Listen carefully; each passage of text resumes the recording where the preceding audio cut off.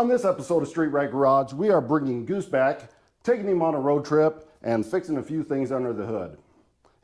Is that speaker wire?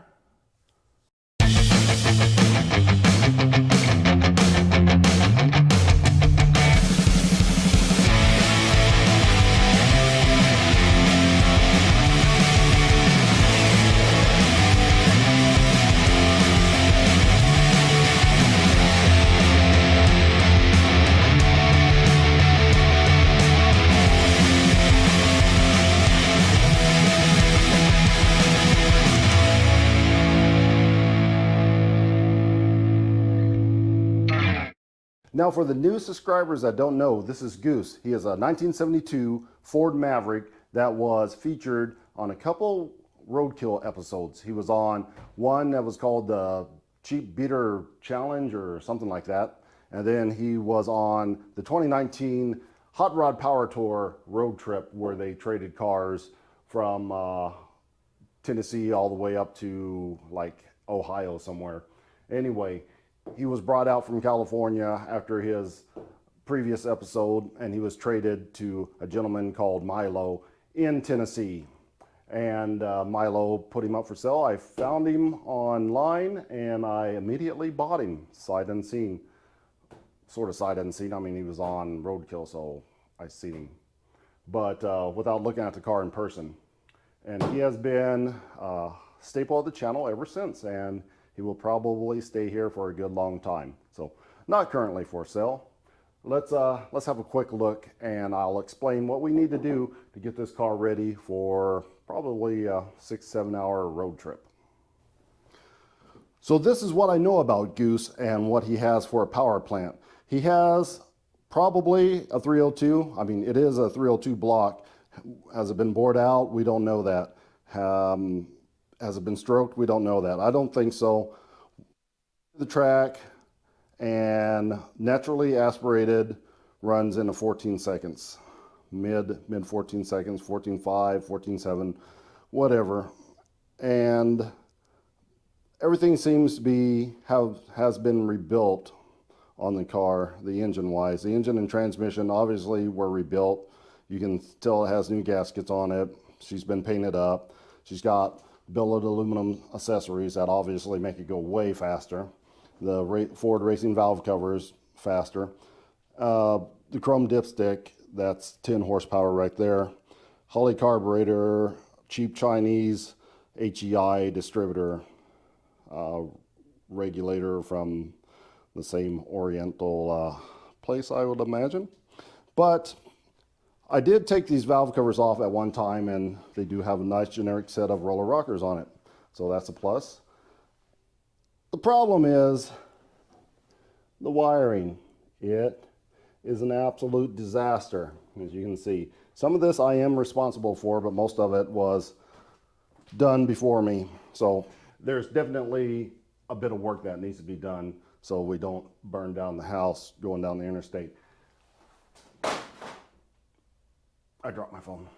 Now, I say the wiring is a disaster, but it does have fuses and relay switches on it. It just looks bad. There's a lot of all the same color wire there, and a lot of shortening that needs to be done. But what we're going to do today is we're just going to get this safe enough so it doesn't burn down and it makes it all the way, hopefully.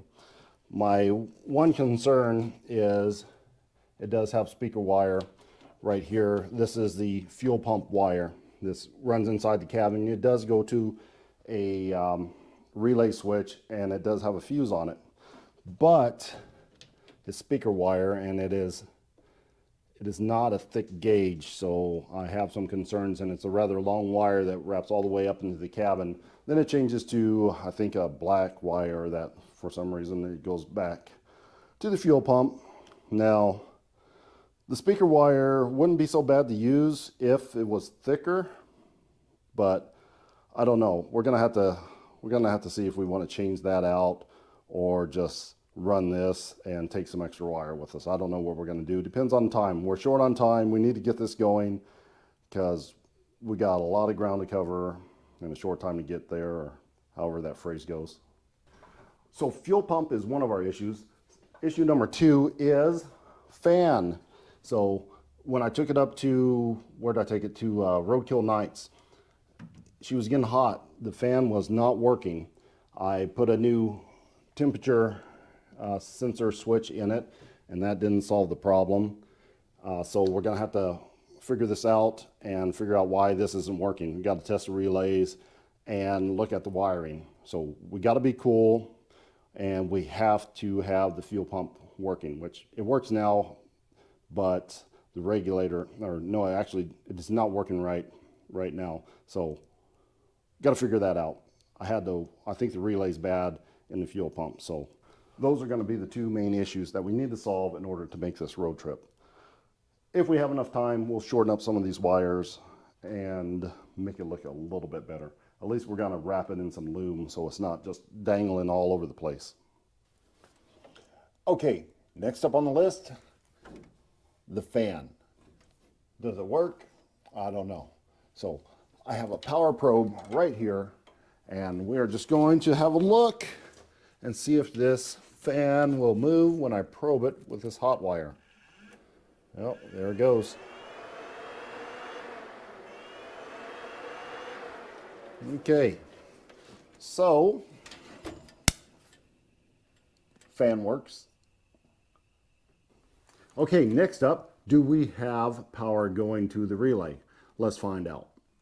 So this relay right here is the one that controls the fan, and this first conduit is the direct power in. So bam, we have power right there. So next, I'm gonna go ahead and test the ground. Okay, so on this one, it's a ground switch. So that gets up to temperature, it goes to ground, activates the solenoid here, kicks on the fan. So what I did is, since this isn't hot, I just went ahead and ran a ground wire here to the negative on the battery. So we're gonna test to make sure that we have ground. Of course, this is not testing the probe itself, but this is a brand new probe I put in there at Roadkill Nights to try to get it working, and it wasn't working. So, but we're gonna go ahead and at least we can test the wire. So I'm gonna grab my probe here, my test light that fell on the ground down there, and like it's hooked to positive now, and we're gonna find the negative, which is this gray wire right here, which is running into the backside, and boom, we have ground. So the wire is good. Doesn't mean the sensor's good, but at least we know that the wire is good. I mean, it really should be good. Now let's move on to keyed power. The yellow wire right here goes into a keyed power source. So when we turn that on, it should feed power here. So we need to make sure that this one's working. This one's not working, then it won't close the circuit. So we got the main power, we got the ground, and now we need the keyed source. Okay, now to test the keyed power. So the yellow wire right here is running to the front terminal. So we got it keyed on, and we're not getting nothing. This one over here is our main power. Oh, no, that one's, which one's, okay. This one's our main power. This yellow, yeah, wiggle that yellow one.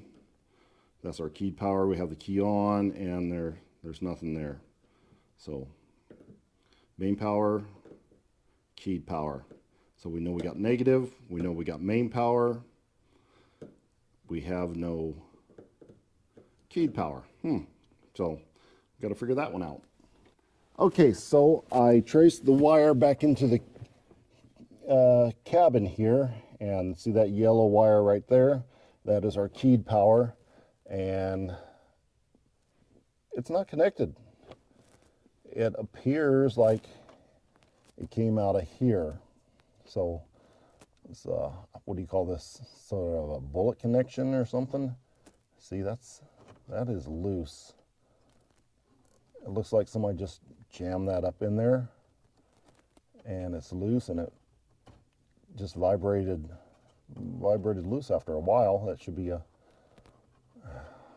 should have just cut this and did it right, but they didn't, because roadkill, I guess. Anyway, now let's go back out and test and see if we had key power now. All right, back out here, testing. Oops, the wrong one. There we go. Key power, main power, key power, and our ground works. Apparently, that was the only reason that we were not having the fan run. So sometimes it's the simple things that you just got to find them. Okay, now lastly, I put the relay back in. Everything should be working. I have the key on, and like I said, when this gets to temperature, it creates a ground. So I still have my ground wire here. So if I connect this, it should start the fan, which it does. Well, there we go. Now, just as long as this is good, and like I said, this is a brand new one, and we fixed the keyed on switch problem. We didn't fix it, we just jammed it back in there. I will at least tape it up so it doesn't fall back out. And fix it later, not. And it should work. So we'll take it out for a test drive after we solve the next problem. Okay, now on to the fuel pump. So let's have a look underneath here and remind ourselves what we needed to do. I've already taken this back apart again, and we are looking at our fuel pump wire. Let me grab some light here so we can see a little bit better. So yeah, this right here, move my light out of the way.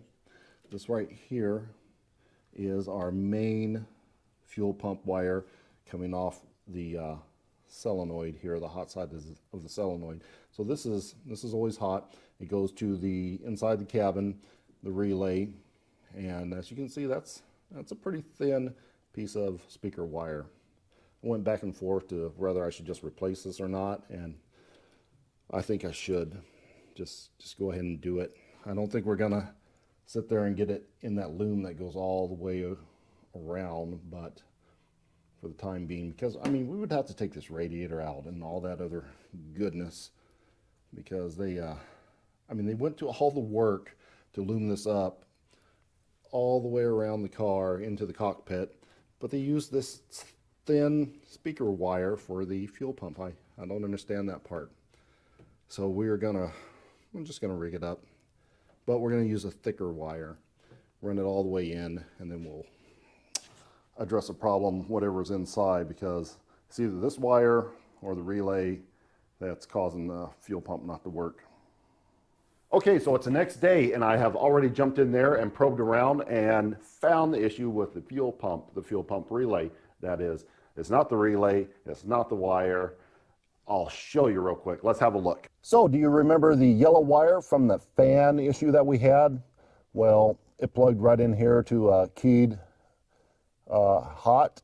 Well, it had this little black wire, and I was wondering what that little black wire went to. Well, it goes all the way over here to the fuel pump relay. So we had no keyed power to the relay, and that, I am guessing, is what was causing our issue. I mean, it had to be. So I'm going to plug all this back in, and we will hit the key, and the fuel pump should activate, and that should be our issue. And I keep saying that I'm going to replace this wire, but we are super out of time, so I changed my mind again. We will change this wire once we get back, and I will take extra length of wire just in case it fails on our road trip. All right, well, there's everything wired back in, the relay, the cheap little speaker wire.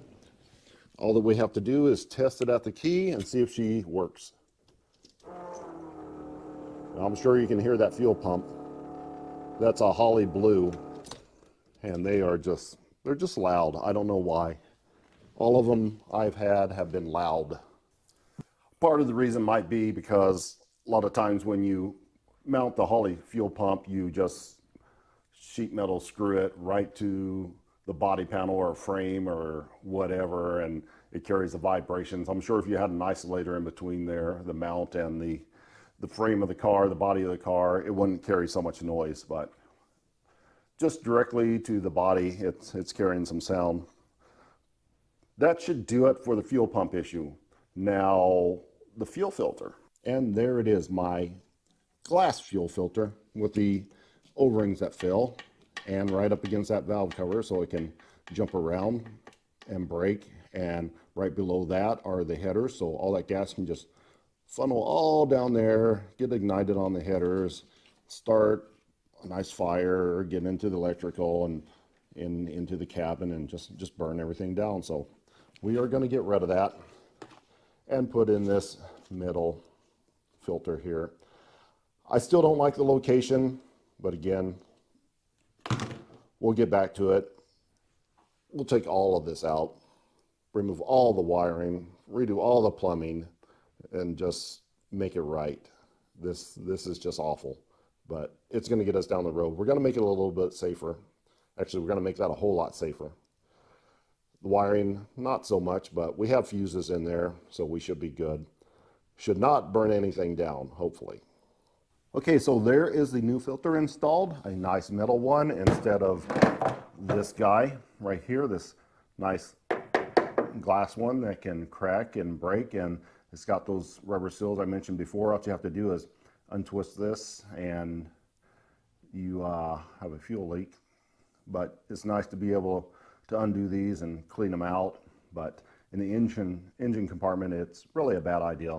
But I sometimes use these to see what I'm getting from the tank on an old car that has been sitting around for a while, because I can look at it, see how much junk's in it, then just unscrew that, clean it out, stick it back in, and get the, as much debris out as need be, and then just replace it with a metal fuel filter. So that's done. What else is left? Let's look around and see if there's anything else we need to do. Okay, so it's another day, and I think all that I have to do now is put this power steering belt on, and we should be able to jump in here and take it for a test drive. So let me just hit this real quick. Let's see if it'll fire up again, and let's take this down the road and test out everything. Okay, I am just going to try to slip this back on without loosening up the power steering pump. So which way is best? This way. Let's see if we can't just roll this on here real quick. Ooh. Well, that's a lot of compression. Well, yeah. I'm going to try to bump the key a little bit. Man, I cannot turn this over by hand. There it goes. Come on. A little bit more. A little bit more. Whoop. There it goes, but it rolled a little bit. But that shouldn't be any big deal. Yeah, and I put it on the wrong groove. No wonder it was flying off. Great, now I got it on there. Okay, take two. Well, it looks like I am just going to give in and unloosen the power steering pump anyway, put the belt on the proper way, and tighten it up the proper way so it doesn't fall off anyhow again. Sometimes you have to do it the right way, I guess. Okay, all loosened up. Now we'll put it on the middle groove instead of the outside groove. And that should make all of the difference. There we go. Tighten it back up. So, yeah, that's not hard. Took, what, 2 minutes? Now I'm going to jump inside here, see if she fires up, and let's go for a ride.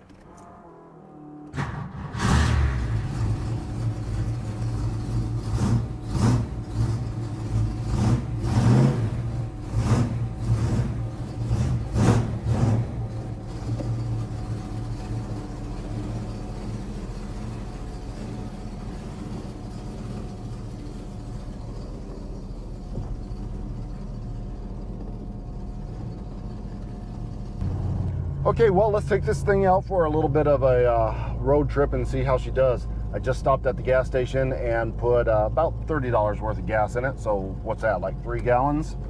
and we will roll it around for a little while, see if it gets hot or see if it loses oil pressure or any of that goofy stuff.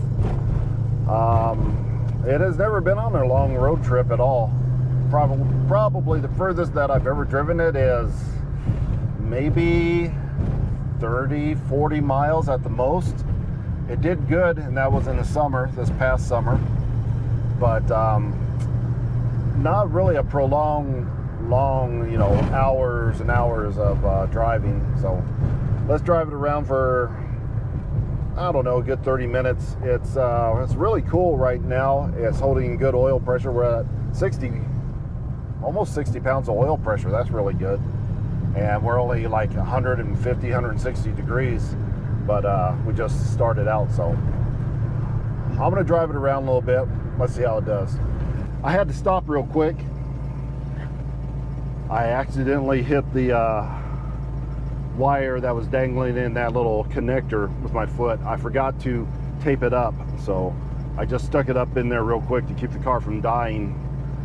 Now I'm gonna temporarily, permanently fix that problem with some electrical tape. I totally forgot that I was going to fix that the right way, but now it's fixed the wrong way.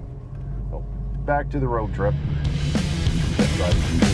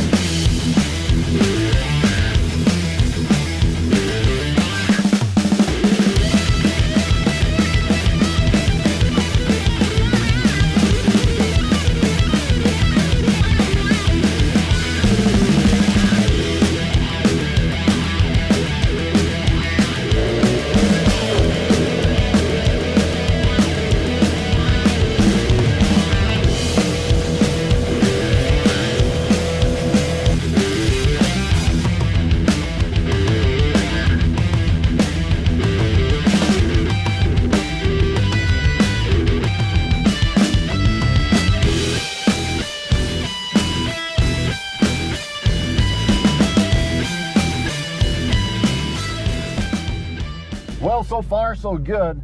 The only complaint I have is it might be running a little bit too cool. It's about 160 and it's just sort of staying there. So that's not giving me a whole lot of heat through the defrosters, but it's warm enough. I just don't know, maybe this doesn't have a thermostat in it and it's cooling too well. So it'd be nice to be running about 175, 180, but it is definitely better than overheating. Okay, I'm back on the road again. I stopped there to get out and check underneath the hood and see if everything was doing all right. I don't see anything major. The only concern I have is I have a tube that comes out of the top of the breather on the valve cover, and I have it vented downwards, and it's dripping a little bit of oil. So for some reason I'm getting oil splash up through the breather, through the tube that's connected to the breather. Probably has something to do with the 60 pounds of oil pressure on the fuel carrier. I imagine that's just slapping up against, just throwing that oil right up into that breather element. One of those chrome cans with a little spout on the end of it.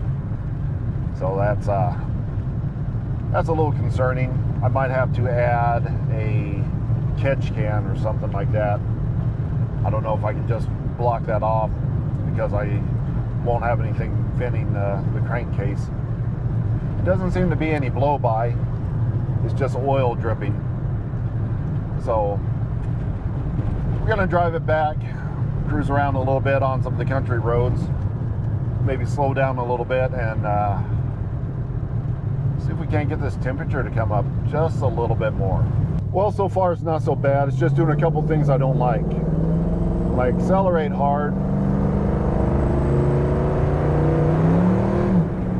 I don't know if you heard that or not, but it slid into third gear. I don't know if that's because I don't have the shift linkage hooked up. On a GM, it wouldn't do that. I don't know if it is a problem on a Ford. So that concerns me. The other thing is when I come up to a stop, it idles a little bit rough. So let me get into it and see what it does through first gear.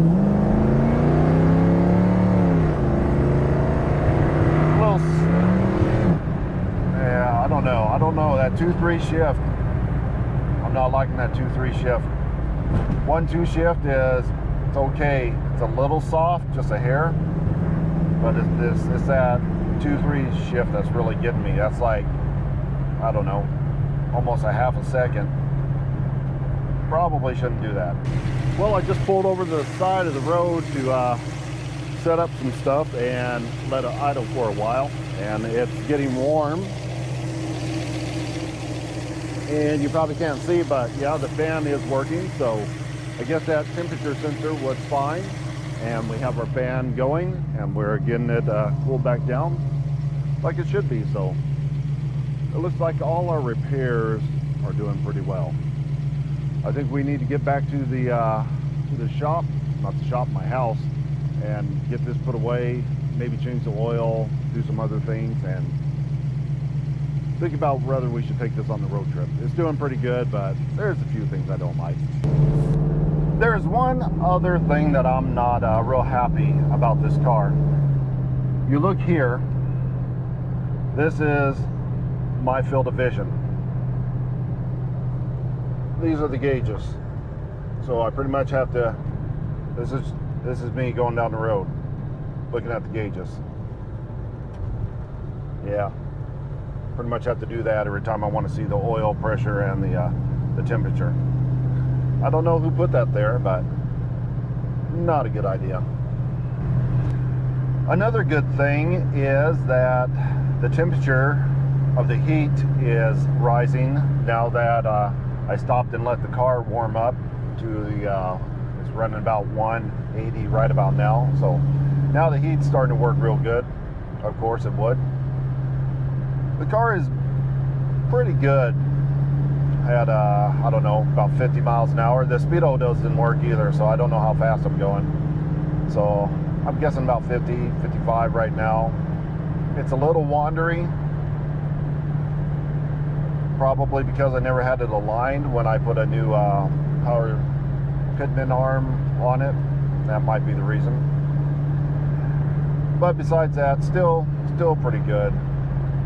I'm headed back to the house right now. We'll give it a good looking at once we get back and see if there's anything blowing underneath the hood or any leaks.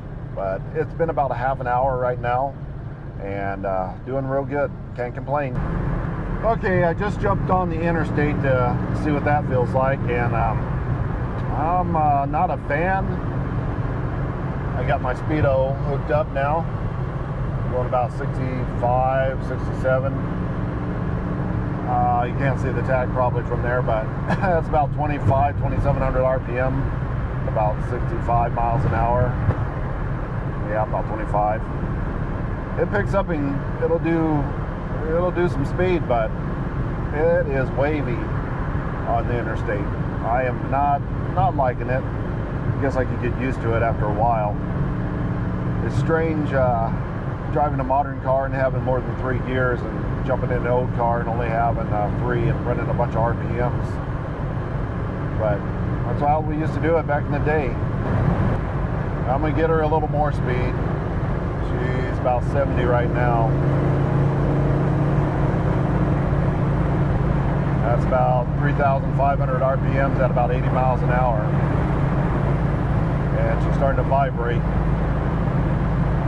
83, 82, 3,100 RPMs. And she is shaking. It definitely needs an alignment. We could not sustain this kind of speed for very long. So I'm gonna back out of that. Had to jump off of the interstate. Too shaky. Even at 70 miles an hour, it's still a little vibrating. 65, the max. It's fine at 60, 55 miles an hour all day long, but that's not how people drive anymore. If you can't do 75, 80 miles an hour, you're not keeping up with traffic. Now, almost back to the house. Gonna go ahead and put her away. We'll look at her first, see if there's anything we need to address, but gonna have to think about this one. Okay, so we're back at the house. Let's pop the hood and have a look, see if there's anything going on here. Well, let's get in here. Belts are good. The wiring, no shorts. I should put a filter on that. Sometimes oil puddles up here. There's just a hair on that side. No big deal. We're getting some oil on that. Can't remember if that was already on there or if that's new. Yeah, no smoke, so it must not be draining too bad. This is what I was talking about before. This line right here. I mean, we're just getting oil coming up through there. You can see just a glimpse of that, those roller rockers that are inside of there, but they are shooting oil up inside here, and it's just draining. Not really draining, it's just sort of dripping through this hose down on the ground and probably underneath the car. There's a couple drips there, and there's probably a little bit of oil underneath it here. So looks like there's something. Is there a drip back here? What was this? I saw something. That's water. That probably came out of the car that was here before. They just left. But besides that, I don't really see anything too bad going on underneath it here. And it wasn't blowing any smoke, so it must not be dripping oil that bad. So speaking of oil, let's just look at it real quick. And it's clear, nice and clean. So put that back in a minute.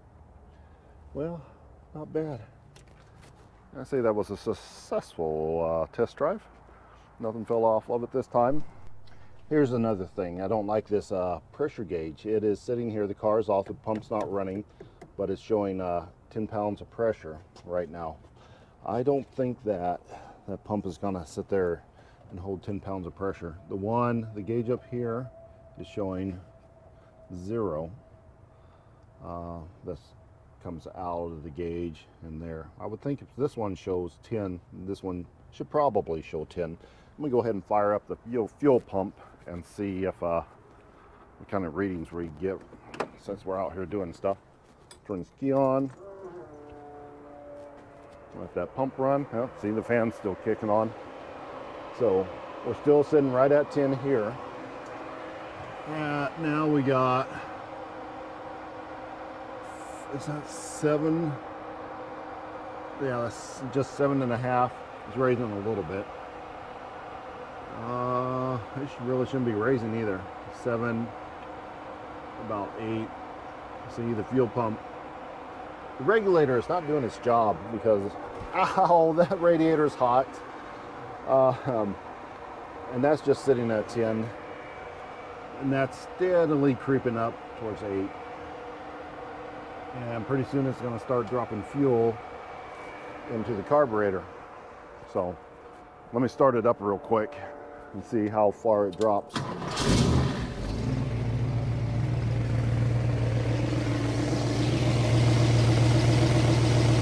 Still sitting at 10 there.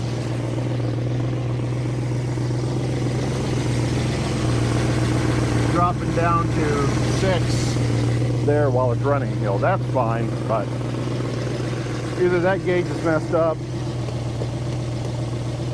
Got to be that gauge, because if the regulator was messed up, it'd be sending 10 pounds to the other gauge. So